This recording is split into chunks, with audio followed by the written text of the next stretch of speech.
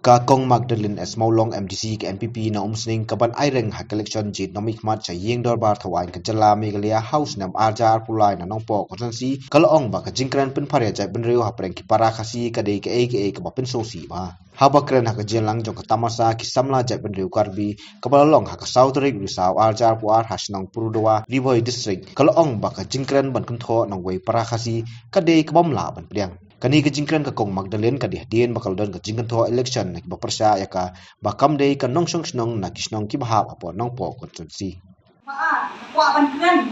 akan ka po ka jingyada na ka jingsha nyobe kempiat kani ka phang na kwa ban nam ban kren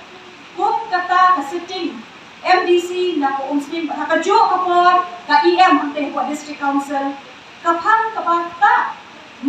madyong ni ismi mo nakwa ban kren thamtam kano wat nani ki karbi ki balakim balasa taki post nem hamni hapo Kyrwoh district isha ken nyongwe kay ka bala kren kami ka jangit ka pamenta kalong bayanga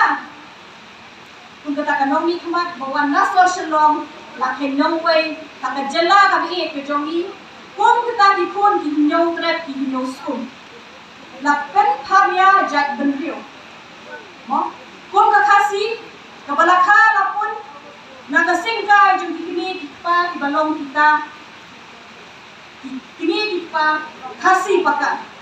tiga sngewsih kalong ba hakini kisi jingpyn-pharia lapen the umja baka ju kaporu kaladon jingpyn-pharia jaidbynriew para mani tikat lutam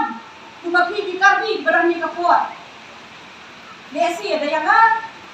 kabriu lani pun kata kanomi kemat kepada na karbi baik kejongi nak nong baik tikat lutam itu di karbi di balasyong lasa bawan berrap berriang pada kejuk kapuat berpoi kha poi man karbi poi district kejongi what I na bahapo kasyatri jok all Meghalaya Karbi Association what I na dikiwe